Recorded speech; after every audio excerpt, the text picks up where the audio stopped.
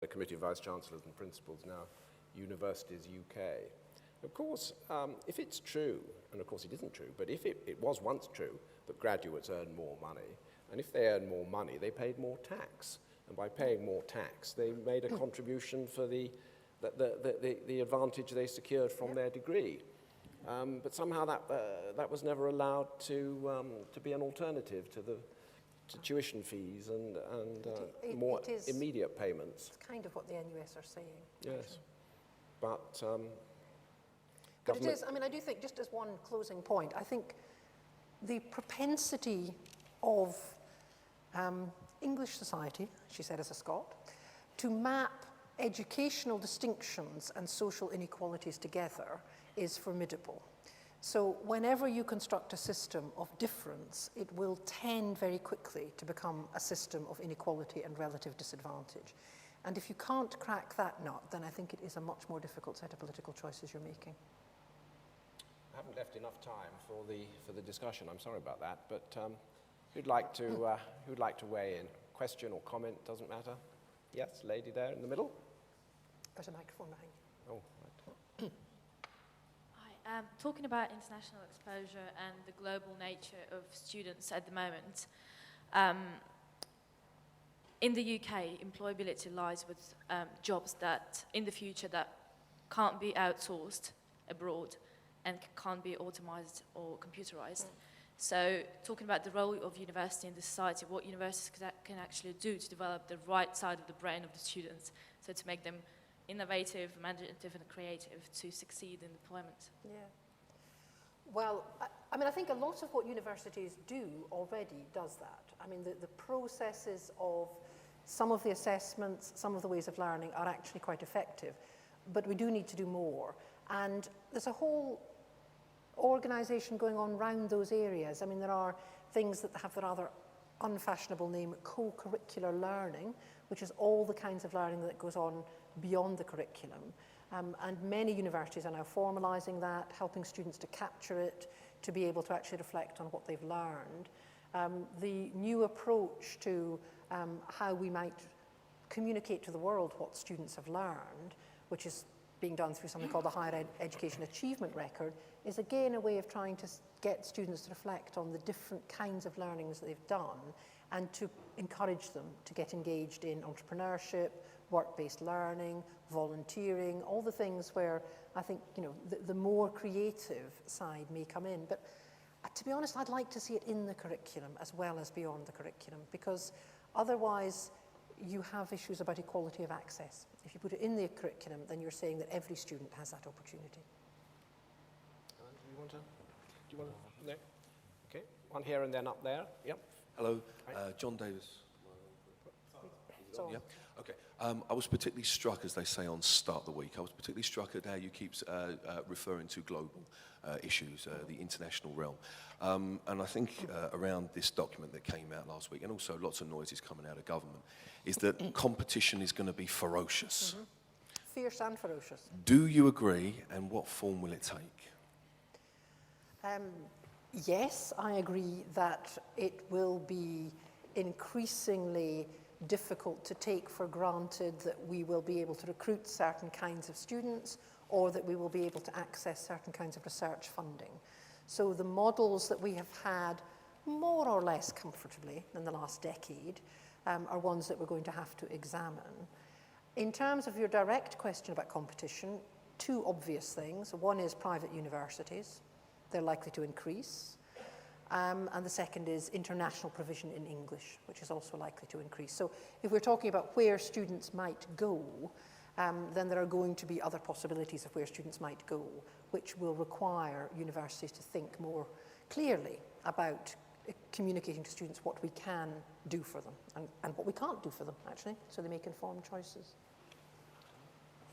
Yes, I would agree, absolutely. I mean, I think there's going to be a lot more competition, in fact, from Europe in terms of universities there delivering programs in English much more cheaply than we do.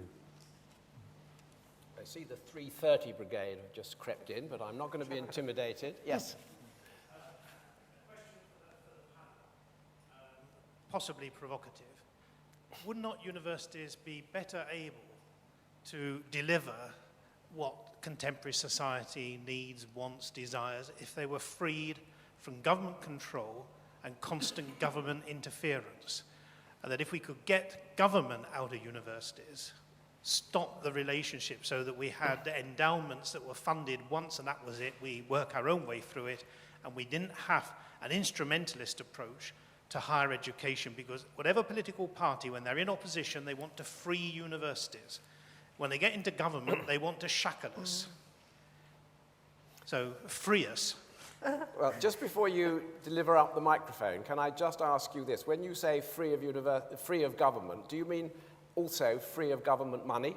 Well, that's what a system where you got the money and that was it. Once off and invested as an endowment, and you get government out of telling universities what they have to do. I thought there was a catch in the question. Right, Alan, do you want to field that one? I'm not sure if I'm the best person. I think I'll hand that one straight over to Morag, actually, if you don't mind, Graham. Well, I think Graham's question was absolutely the one we had to ask. I mean, if we are in receipt of public money, we are likely to have a degree of accountability. But there is an interesting question about how much accountability and how it should be exercised, because as the percentage of money from the state going into universities has in many cases declined, actually the aspiration to control what we do has increased. There does seem to be an inverse relationship. And so I think that's unsustainable, and actually there should be a significantly enhanced degree of autonomy. I do think we are public. I know there's a discussion about whether we're public sector or private sector. I think for important parts of what we do, we're part of the public sector, and some of the accountabilities that go with that are not inappropriate. So I don't want to be completely free, I want to be freer. But, you know. I'm old enough to be able to remember when universities were much freer, and they were much freer because they got relatively little funding. There weren't many of them. They were off the political radar, and no one took a great deal of notice or interest. And when numbers increased and funding increased, it all got much more political, and there's a heavy price to pay. But it's very difficult to square that circle, and it's actually not limited to universities. I'm now, have been for some years, involved in courts and tribunals, and the same debate rages. How can you take the money, but get them off your back?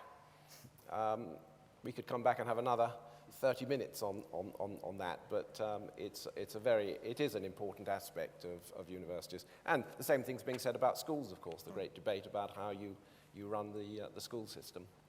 So, well, look, I'm going to take one more question, since I see a hand up, and then we'll have to stop. About a vision of a Queen Mary graduate who has a global outlook.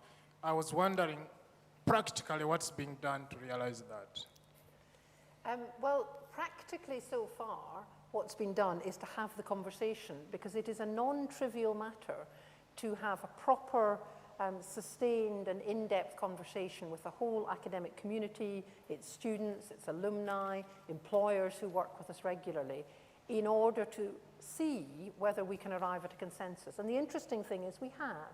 So we have now identified a framework.